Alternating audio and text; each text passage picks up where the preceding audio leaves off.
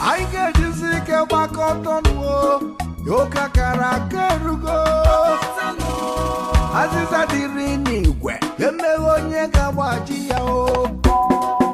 Onyendiro Maraburu, Onakwe Chongwe Yanje, Obode Delugo, Onyabula Putae, Kaiga, Nezabodanye, Unanugo.